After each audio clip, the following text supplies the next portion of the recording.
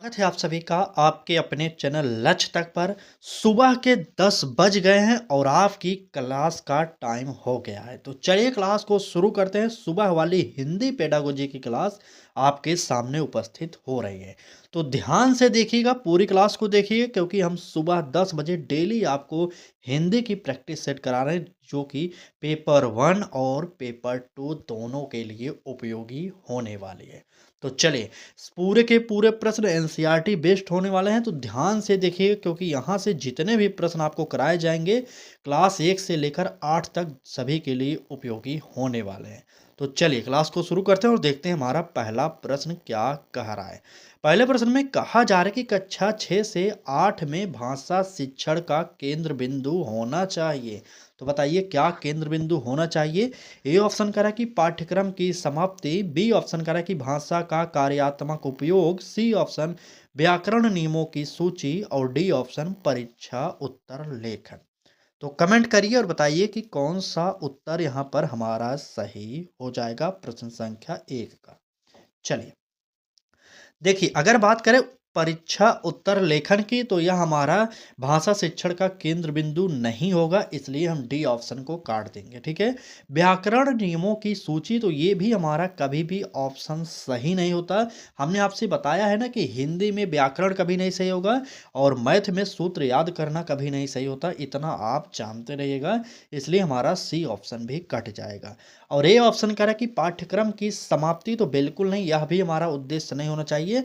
जो कक्षा 6 से 8 में भाषा शिक्षण का केंद्र बिंदु होता है, वह होना चाहिए क्या, भाषा का कार्यात्मक उपयोग, यानी कि बी ऑप्शन सही हो जाएगा। नोट करिए और हाथ जोड़ के विनम्र निवेदन करेंगे कि जितने लोग हमारे साथ जुड़े हैं पढ़ने के लिए, वो डेली सुबह 10 बजे और शाम को 5 बजे ज़रूर क्लास को देखें। नहीं तो जुड़ने से कोई आज तक पास नहीं हुआ, आप भले ही चैनल को सब्सक्राइब किए लेकिन पास नहीं होंगे भाई साहब आप। ठीक, उसके लिए तो मेहनत करना पड़ेगा और थोड़ा सा पढ़ना भी पड़ेगा, आपको भी पता है मुझे भी पता है। ठीक, तो जो लोग जुड़े हैं पढ़ाई के लिए वो लोग डेली क्लास देखें। मैं देख रहा हूँ कि काफ़ी लोग क्लास नहीं देख रहे हैं, ऐसा आप बिल्कुल मत करिए। ठीक है, चलिए बढ़ते हैं अपने अगले प्रश्न पर। तो कहा जा रहा है कि किशोर शिक्षार्थियों में भाषा सीखने की प्रेरणा मुख्यतः बढ़ती है, किस प्रकार से बढ़ेगी ये आपको बताना है। तो ए ऑप्शन कह रहा है कि दंड के भय से, बी ऑप्शन कह रहा है कि अंक प्रणाली से, सी ऑप्शन कह रहा है कि अभिव्यक्ति की स्वतंत्रता से और डी ऑप्शन कह रहा है कि पाठ रटने से। तो चलिए प्रश्न दूसरे का उत्तर बता दीजिए कौन सा सही होगा। आपको यहाँ पर डी ऑप्शन दिख रहा होगा कि पाठ को रटने से, तो ये कभी भी उत्तर नहीं होगा, ये काट दीजिए, डी ऑप्शन गलत है। ठीक है। और ए ऑप्शन कह रहा है कि दंड के भय से, बिल्कुल नहीं, दंड के भय से भाषा सीखने की प्रेरणा नहीं बढ़ेगी बालक के अंदर, ये आपको पता होना चाहिए। और कह रहा है बी ऑप्शन में कि अंक प्रणाली से, तो बिल्कुल नहीं, ये भी निगेटिव है। उत्तर जो होगा सी ऑप्शन होगा, अभिव्यक्ति की स्वतंत्रता से, यानी कि क्या, सी ऑप्शन, इस ऑप्शन को मान लीजिए सही। ठीक, चलिए आगे बढ़ते हैं और देखते हैं अगला प्रश्न क्या कह रहा है। देखिए आज की क्लास में आधे प्रश्न लेवल 2 के और आधे प्रश्न जो हैं लेवल 1 के लिए गए हैं, क्योंकि कभी काल क्या होता है ना कि लेवल 2 में भी लेवल 1 का प्रश्न पूछ लिया जाता है और लेवल 1 में भी 2 का पूछ लिया जाता है, तो मतलब दोनों को जानना जरूरी है आपके लिए। ठीक, चलिए बात करेंगे प्रश्न की। तो कह रहा है कि सीटेट लेवल 2 में पाठोत्तर गतिविधि का उद्देश्य है, पोस्ट रीडिंग एक्टिविटी का उद्देश्य क्या होता है ये आपको बताना है। ए ऑप्शन कह रहा है कि पाठ दोहराना, बी ऑप्शन कह रहा है कि शब्दार्थ लिखना, सी ऑप्शन पाठ से आगे सोच विकसित करना और डी ऑप्शन कह रहा है कि प्रश्न उत्तर याद करना। तो याद करना यहाँ पर भी आया, डी ऑप्शन काटिए और ए बी सी में से उत्तर बता दीजिए कौन सा सही होने वाला है। ध्यान से देखिए, क्योंकि हमने जो ट्रिक बताया है वो यहाँ पर यूज कर सकते हैं। चलिए ट्रिक को ध्यान में रखिए, कौन कौन से शब्द हमने आपको पॉजिटिव बताए थे, कौन से निगेटिव बताए थे, तो यहाँ पर उत्तर आसानी से निकल जाएगा। बताइए। ए ऑप्शन कह रहा है कि पाठ दोहराना, बिल्कुल नहीं, पाठ दोहराएंगे तो यहाँ पर गतिविधि का ये उद्देश्य नहीं होता। ठीक है। और बी ऑप्शन कह रहा है कि शब्दार्थ लिखना, तो बिल्कुल नहीं, ये भी हमारा निगेटिव हो जाएगा। जो सीटेट लेवल 2 में पाठोत्तर गतिविधि का उद्देश्य होना चाहिए, वह होना चाहिए क्या, पाठ से आगे सोच विकसित करना, यानी कि हमारा तीसरा ऑप्शन यहाँ पर सही हो जाएगा। सी ऑप्शन को नोट करिए और तुरंत आगे बढ़ते हैं, देखते हैं हमारा अगला प्रश्न क्या कह रहा है। चलिए तो प्रश्न में कहा जा रहा है कि भाषा शिक्षण में खुले प्रश्न उपयोगी होते हैं क्योंकि वे, बताइए क्या होगा इसका उत्तर। आपको एक बात का पता रहना चाहिए कि खुले अंत वाला जो प्रश्न होता है वह सकारात्मक रूप से लिया जाता है, बंद अंत वाला जो प्रश्न होगा आपकी परीक्षा में वह नकारात्मक रूप से आपको समझना पड़ेगा।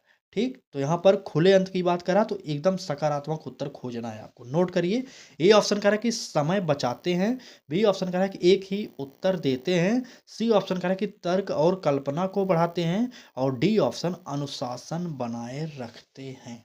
चलिए, प्रश्न संख्या 4 का उत्तर कमेंट बॉक्स में बताइए कौन सा सही होगा। हमने आपसे बताया था कि अनुशासन की बात आप नहीं करेंगे तो इसलिए डी ऑप्शन को काट दीजिए। समय आपको नहीं बचाना भाई साहब, समय सिखाने के लिए होता है, बचाना नहीं। समय बचाकर आप क्या करेंगे, इसलिए ए ऑप्शन को काट दीजिए। एक ही उत्तर अगर बालक देता रहेगा तो वहाँ पर खुला अंत वाला प्रश्न नहीं है इसका मतलब। ठीक है, तो यहाँ पर तर्क और कल्पना को बढ़ाते हैं, तो यानी कि सृजनात्मकता का यहाँ पर विकास हो रहा है। ठीक, तो यहाँ पर इस प्रश्न का उत्तर जो होगा सी ऑप्शन सही हो जाएगा। चलिए, आगे बढ़ते हैं और देखते हैं हमारा अगला प्रश्न क्या कह रहा है। तो अगले प्रश्न में कहा जा रहा है कि बहुभाषिक कक्षा में भाषा सीखने की प्रक्रिया अधिक प्रभावी होती है जब शिक्षक क्या होता है आपको बताना है। ए ऑप्शन करा कि केवल हिंदी बोलता है, बी ऑप्शन करा कि भाषाई विविधता को स्वीकार करता है, सी ऑप्शन करा कि मातृभाषा को रोकता है, और डी ऑप्शन करा कि अंग्रेजी को प्राथमिकता देता है। तो अंग्रेजी को प्राथमिकता देने की बात करा तो बताइए। देखिए, बहुभाषिक कक्षा का तात्पर्य ये होता है कि एक से अधिक भाषाओं वाली कक्षा। तो जहाँ पर स्पेशली किसी एक भाषा का प्रयोग हो रहा है तो वह निगेटिव हो जाएगा। तो डी ऑप्शन क्या करें, अंग्रेजी को प्राथमिकता देना, तो बिल्कुल नहीं, ये हमारा गलत हो जाएगा, निगेटिव है। ठीक है, काट दीजिए। मातृभाषा को रोकता है, तो मातृभाषा को आपको रोकना नहीं है, आपको ये पता होना चाहिए। ठीक है, इसलिए यहाँ पर सी ऑप्शन भी कट जाएगा। ए ऑप्शन कह रहा है कि केवल हिंदी बोलता है, भाई साहब वहाँ पर कई भाषाओं का मेल होना चाहिए, सिर्फ हिंदी की बात नहीं, सिर्फ इंग्लिश की बात नहीं। ठीक, इसलिए हमारा जो उत्तर होगा इस प्रश्न का बी ऑप्शन होगा, भाषाई विविधता को स्वीकार करता है। नोट कर लीजिए, इस प्रश्न का उत्तर बी होगा, बहुत ही इंपॉर्टेंट प्रश्न है आपके पेपर के लिए। ठीक, चलिए, क्लास अच्छी लग रही है तो एक बार लाइक कर दीजिए, चैनल पर पहली बार आए हो तो सब्सक्राइब कर लीजिए, और हाँ, हाथ जोड़ के निवेदन करेंगे अगर आपको सीरियसली पढ़ाई करनी है तभी हमारे साथ जुड़ेंगे, नहीं तो ऐसे लोग मत जुड़ेंगे जो पढ़ाई ही ना करने वाले हो। ठीक है, क्योंकि पढ़ने वाले को ही हम दिल से धन्यवाद देते हैं। ठीक, चलिए, और आगे बढ़ते हैं और अगले प्रश्न की बात करते हैं। कह रहा है कि भाषा कक्षा में विद्यार्थियों द्वारा की गई त्रुटियां संकेत देती हैं, किसका संकेत देंगी ये आपको बताना है। ए ऑप्शन कह रहा है कि असफलता का, बी ऑप्शन कह रहा है कि ध्यान की कमी का, सी ऑप्शन सीखने की प्रगति का, और डी ऑप्शन अनुशासनहीनता का। चलिए, प्रश्न संख्या 6 का उत्तर बताइए कमेंट बॉक्स में क्या सही होगा।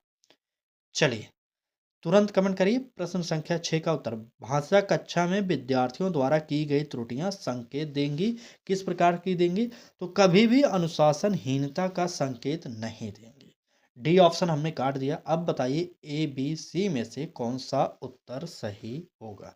ए ऑप्शन करें कि असफलता का, बिल्कुल नहीं, असफलता का नहीं। ध्यान की कमी, बिल्कुल नहीं, ये ध्यान की कमी नहीं होगा बल्कि सीखने की प्रगति का होगा। यहाँ पर हमारा सी ऑप्शन सही हो जाएगा। नोट कर लिए। ठीक, तो चलिए आगे बढ़ते हैं और देखते हैं हमारा अगला प्रश्न क्या कह रहा है। अगले प्रश्न में कहा जा रहा है कि सीटेट लेवल 2 में व्याकरण शिक्षण का सर्वोत्तम तरीका है, कौन सा तरीका होने वाला है ये आपको बताना है। ए ऑप्शन कह रहा है कि नियम पहले बताना, बी ऑप्शन कह रहा है कि परिभाषा रटवाना, सी ऑप्शन कह रहा है कि उदाहरण और प्रयोग से सिखाना, और डी ऑप्शन कह रहा है कि अलग कक्षा में पढ़ाना। चलिए, प्रश्न संख्या 7 का उत्तर देना स्टार्ट कर दीजिए सभी लोग। चलिए, देखिए, अगर यहाँ पर लेवल 2 में व्याकरण शिक्षण का सर्वोत्तम तरीका पूछा जा रहा है तो कभी भी पहले नियम आपको नहीं बताना है, इसलिए हमारा पहला ऑप्शन कट जाए, क्योंकि हमें बालक को सबसे पहले उदाहरण बताना होगा तब नियम बताना है। ठीक है, ये आपको पता होना चाहिए। चलिए, इसलिए काट दीजिए। और बी ऑप्शन कह रहा है कि परिभाषा रटवाना, तो रटवाने की बात आप किसी भी चीज़ को नहीं कहेंगे, इसलिए ये गलत हो जाएगा। डी ऑप्शन कह रहा है कि कक्षा अलग पढ़ाना चाहिए, तो बिल्कुल नहीं, ये भी गलत है। उत्तर जो होगा क्या होगा, उदाहरण और प्रयोग से सिखाना। नोट कर लिए, सी ऑप्शन हमारा सही होगा।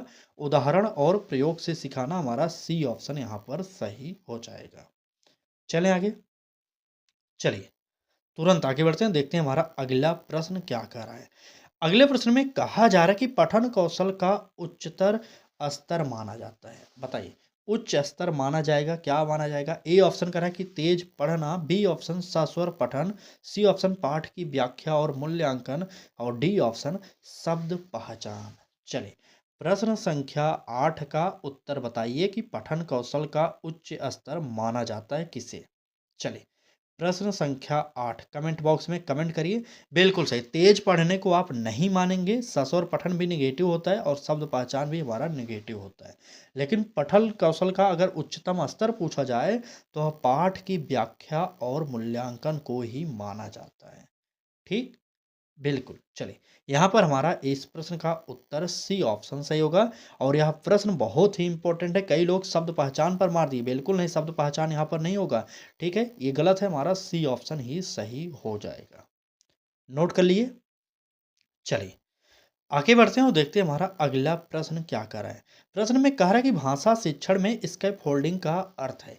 आपको हमने इससे पहले क्लासेज में भी स्कैप फोल्डिंग का अर्थ भाषा शिक्षण के अंतर्गत बताया था, लेकिन यहाँ पर जो ऑप्शन है कुछ चेंज जरूर हुए होंगे। देखिए ध्यान से, ए ऑप्शन कह रहा है कि कठिन प्रश्न देना, बी ऑप्शन कह रहा है कि अस्थायी सहारा प्रदान करना, सी ऑप्शन कह रहा है कि पूरा उत्तर बता देना, और डी ऑप्शन केवल संकेत देना।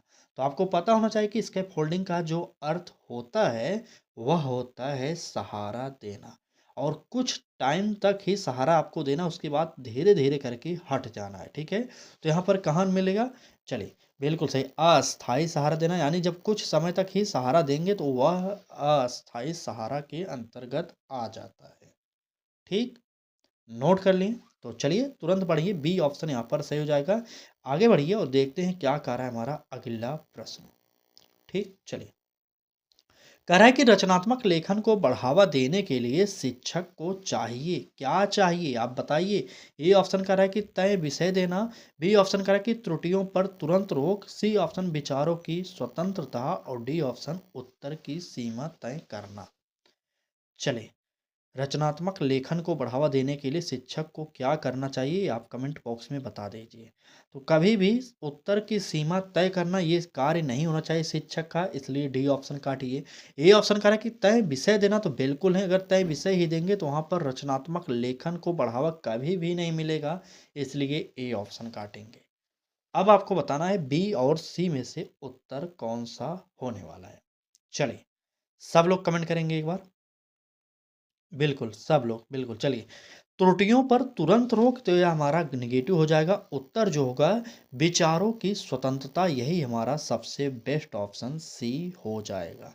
नोट कर लिए। तो चलिए आगे बढ़ते हैं और देखते हैं हमारा अगला प्रश्न क्या कह रहा है। चलिए, प्रश्न में कहा जा रहा है कि सीटेट के अनुसार भाषा मूल्यांकन होना चाहिए, किस प्रकार का होना चाहिए। ए ऑप्शन करें केवल लिखित, बी ऑप्शन अंक केंद्रित, सी ऑप्शन प्रक्रिया और प्रगति आधारित, और डी ऑप्शन तुलना आधारित। चलिए, प्रश्न संख्या 11 उत्तर कमेंट बॉक्स में देना स्टार्ट करिए सब लोग। देखिए, अंक की बात आप नहीं करेंगे और कभी भी लिखने की बात यहाँ पर नहीं होगा, क्योंकि मूल्यांकन की बात किया जा रहा है ना। तो सीटेड के अनुसार जो मूल्यांकन होता है वह तुलना पर आधारित नहीं होता, इतना जानते रहिए। डी ऑप्शन काटिए। और अंक केंद्रित मूल्यांकन नहीं होना चाहिए, और केवल लिखित भी मूल्यांकन नहीं होना चाहिए, बल्कि बालक की संपूर्ण प्रगति का आपको आकलन करके ही मूल्यांकन करना चाहिए। इसलिए हमारा प्रक्रिया और प्रगति आधारित जो होना चाहिए, यही सीटेट के अनुसार मूल्यांकन होना चाहिए। नोट कर लिए। चलिए आगे बढ़ते हैं और देखते हैं अगला प्रश्न क्या कह रहा है। कह रहा है कि कक्षा 6 से 8 में कविता शिक्षण का मुख्य उद्देश्य है। तो क्या उद्देश्य है? ए ऑप्शन कह रहा है कि छंद याद कराना, बी ऑप्शन अर्थ रटवाना, सी ऑप्शन संवेदनशीलता और कल्पना विकसित करना, और डी ऑप्शन कवि परिचय लिखवाना। चलिए, प्रश्न संख्या 12 का उत्तर आप लोग कमेंट बॉक्स में बताइए, कौन सा उत्तर सही होने वाला है। तुरंत बताइए, कक्षा 6 से 8 में कविता शिक्षण का मुख्य उद्देश्य क्या है। तो कभी भी हमने बताया था कोई भी चीज़ याद और रटने की बात आप नहीं करेंगे। तो यहाँ पर ए ऑप्शन कर रहा है याद करवाने के लिए, और बी ऑप्शन कर रहा है रटवाने के लिए। तो यहाँ पर ए और बी काट दीजिए। ठीक है, और यहाँ पर डी ऑप्शन कह रहा है कि कवि का परिचय लिखवाने के लिए, तो बिल्कुल नहीं। जो उत्तर होगा सही क्या होगा, संवेदनशीलता और कल्पना विकसित करना। ठीक, सी ऑप्शन, बिल्कुल सी ऑप्शन सही हो जाएगा। चलिए आगे बढ़ते हैं। अगले प्रश्न में कहा जा रहा है कि भाषा कक्षा में समूह कार्य से विद्यार्थियों में विकसित होता है। क्या होगा विकसित, ये आपको बताना है। ए ऑप्शन करें कि केवल प्रतिस्पर्धा, बी ऑप्शन करें कि सहयोग और संवाद, सी ऑप्शन निर्भरता, डी ऑप्शन निष्क्रियता। तो बताइए, कमेंट करिए और बता दीजिए कौन सा उत्तर सही होने वाला है। चलिए, बात हो रही भाषा कक्षा में समूह कार्य से विद्यार्थियों में विकसित होता है। तो क्या विकसित होगा ये आपको बताना है। चलिए, केवल प्रतिस्पर्धा, तो बिल्कुल नहीं, केवल प्रतिस्पर्धा नहीं होगा, काट दीजिए, निगेटिव है। निर्भरता नहीं बढ़ेगी, बालक अपने समूह में कार्य कर सकता है आसानी से, इसलिए हमारा निर्भरता गलत हो जाएगा। और डी ऑप्शन करा है कि निष्क्रियता, यहाँ पर हमारा डी ऑप्शन भी गलत हो जाएगा, क्योंकि बालक सक्रिय रूप से समूह में कार्य करता है। यहाँ पर डी ऑप्शन भी गलत होगा। जो उत्तर होगा यहाँ पर बी ऑप्शन सही हो जाएगा। ठीक, चलिए अगला प्रश्न देखते हैं क्या कह रहा है। प्रश्न में कहा जा रहा है कि संवादात्मक विधि की विशेषता है। संवादात्मक विधि की विशेषता क्या, संवाद मतलब बोलने की बात हो रही ना, तो चलिए बताइए। ए ऑप्शन करें कि शिक्षक का अधिक बोलना, बी ऑप्शन एक तरफा संप्रेषण, सी ऑप्शन विद्यार्थी सहभागिता, और डी ऑप्शन पाठ याद कराना। चलिए, प्रश्न संख्या 14 का उत्तर आप सब कमेंट करेंगे जल्दी से। चलिए बिल्कुल, देखिए, अगर आप आराम कर रहे हैं, आज अगर आप क्लास नहीं देख रहे हैं, तो कल आपको बहुत मेहनत करना पड़ेगा, फिर भी दिक्कत हो जाएगी, क्योंकि समय कम बचा है। अगर आप सोच रहे हैं कि हमारे पास अभी बहुत दिन है, समय बहुत नहीं है। आप पेपर 1 दे रहे हो या पेपर 2, मेहनत करिए, क्योंकि कुछ ही दिन बाद आपका पेपर होने वाला है। आपको भी पता है परीक्षा डेट 8 फरवरी है, बहुत दिन नहीं है भाई साहब। जितने भी दिन बचे हैं, आपको 5 सब्जेक्ट पढ़ना है, 5 सब्जेक्ट। प्राइमरी स्तर पर तो 5 है, मान लीजिए मिडिल स्तर पर 4 है, लेकिन पाठ्यक्रम लगभग सेम होए उतना ही पढ़ना पड़ेगा।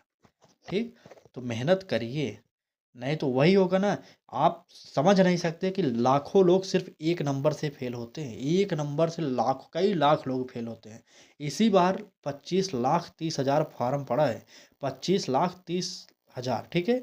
इतना फार्म पड़ा है, तो आप सोच नहीं सकते कि इसमें रिजल्ट कितने का होगा। आपको पता होना चाहिए कि बहुत ज़्यादा से ज़्यादा 7 से 8 लाख लोग पास होने वाले हैं। ठीक, 7 से 8 लाख तो मैंने बहुत अधिक बता दिया, क्योंकि सीटेट का रिकॉर्ड है कि हर बार 17-18 लाख फार्म पड़ता था, जिसमें से 2.5-3 लाख लोग पास होते थे।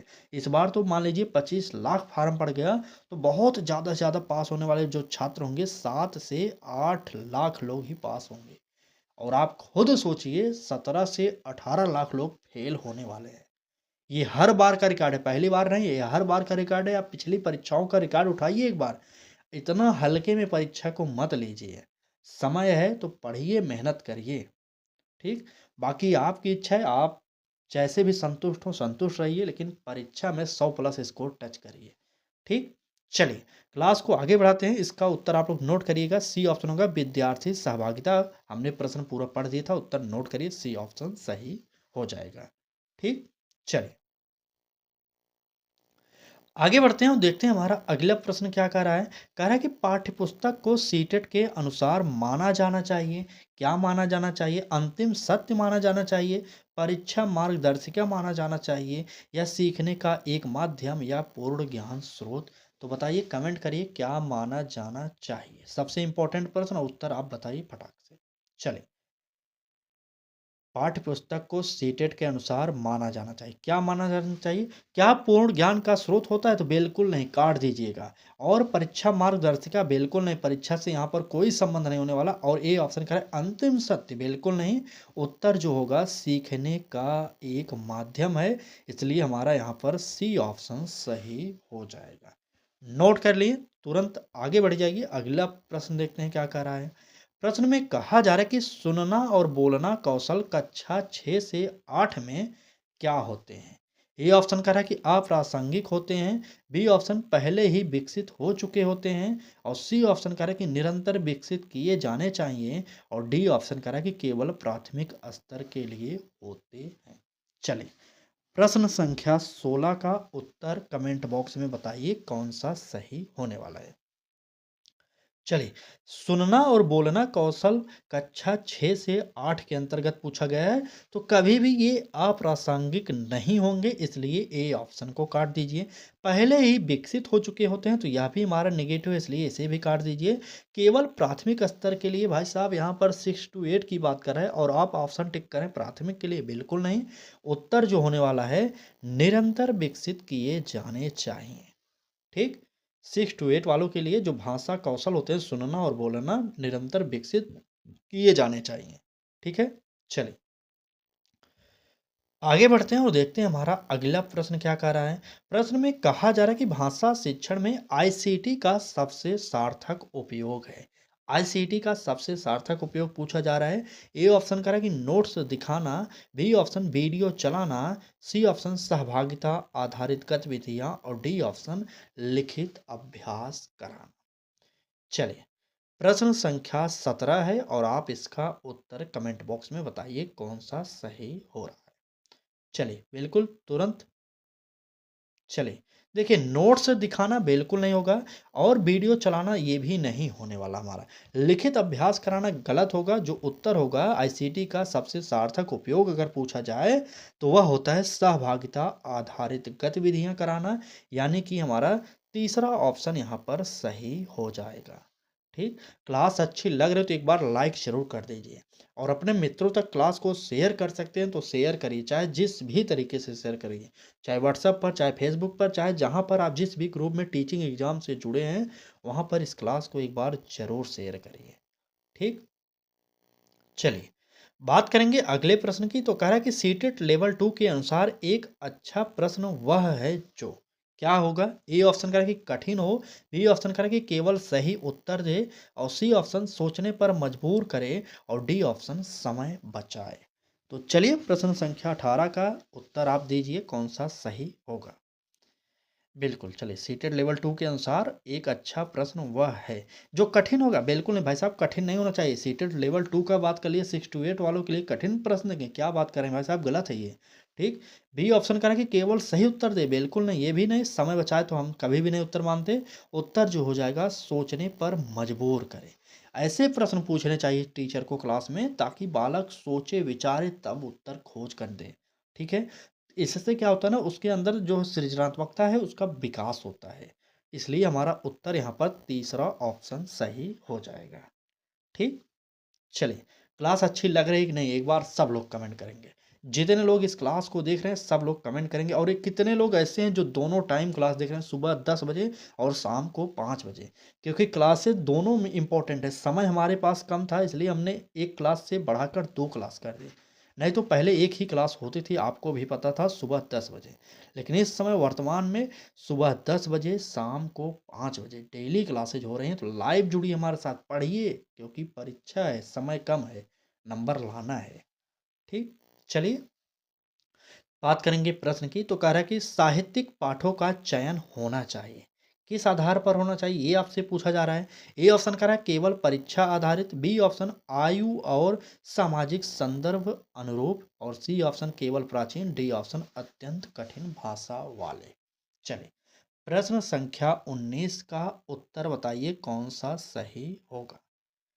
चलिए, केवल परीक्षा आधारित कभी भी उत्तर सही नहीं होगा, काट दीजिए। केवल प्राचीन की बात कर रहा है, केवल शब्द अपने आप में निगेटिव होता है, ये आप जानते रहिएगा। जहां पर पॉजिटिव में उत्तर आपको देना पड़ेगा, अगर केवल शब्द लगा है, 99% मान के चलिएगा, वह ऑप्शन निगेटिव हो जाएगा। ठीक, अत्यंत कठिन भाषा का प्रयोग बिल्कुल नहीं। हमारा उत्तर जो होगा आयु और सामाजिक संदर्भ के अनुरूप होना चाहिए। ठीक, साहित्यिक पाठों का चयन करते समय सबसे पहले बालक की आयु क्या है, कितने उम्र का है, ये ध्यान रखना है। उसके बाद बालक की सामाजिक पृष्ठभूमि क्या है, ये भी ध्यान में रखकर ही साहित्यिक पाठों का चयन करना है। आप जानते रहिएगा, इसका उत्तर जो होगा बी ऑप्शन सही हो जाएगा। ठीक, चलिए आगे बढ़ते हैं और देखते हैं अगला प्रश्न क्या कह रहा है कि एक प्रभावी हिंदी शिक्षक की पहचान है कि वह क्या होना चाहिए, ऑप्शन बताइए। ए ऑप्शन कह रहा है कि अधिक पढ़ाता है, बी ऑप्शन छात्रों को सुनने का अवसर देता है, सी ऑप्शन केवल बोर्ड पर लिखता है और डी ऑप्शन सख्त नियंत्रण रखता है। चलिए, प्रश्न संख्या 20 है, तो उत्तर आप कमेंट बॉक्स में बताइए कौन सा सही होगा। चलिए, बिल्कुल, बिल्कुल। यहाँ पर उत्तर सख्त नियंत्रण नहीं रखेंगे, काट दीजिए डी ऑप्शन। केवल बोर्ड पर लिखने की बात करा, ये भी नहीं होगा और अधिक पढ़ाता ये भी नहीं होगा। उत्तर जो होगा क्या होगा, छात्रों को सुनने का अवसर देता है, ये हमारा सबसे बेस्ट ऑप्शन होगा। इसलिए इस प्रश्न का उत्तर जो होगा बी ऑप्शन सही हो जाएगा। नोट कर लिए, तो तुरंत आगे बढ़ जाइए। चलिए, आज की क्लास में बस इतने ही प्रश्न थे। बाकी क्लास आपको कैसी लगी ये कमेंट बॉक्स में आपको ज़रूर बताना है। आपके कितने प्रश्न सही हुए ये भी आप कमेंट बॉक्स में बताइए। और क्लास अच्छी लगी हो तो लाइक कर दीजिएगा। चैनल को अभी तक आप सब्सक्राइब ना किए हों तो एक बात निवेदन सुनकर ही सब्सक्राइब करिए। कैसे? अगर आपको डेली पढ़ना हो तभी सब्सक्राइब करिएगा भाई, नहीं तो ऐसे जब मन कहे तब आकर आकर सर्च करिए लक्ष्य तक चैनल, पढ़िए और भागिए। ठीक है? अगर आपको डेली क्लासेस ज्वाइन करना है तभी आप चैनल से जुड़िएगा, नहीं तो मत जुड़िएगा, डेली आकर वैसे ही पढ़िए। ठीक, चलिए, आज की क्लास में बस इतना ही। कल फिर मिलेंगे एक नए क्लास के साथ, तब तक के लिए धन्यवाद।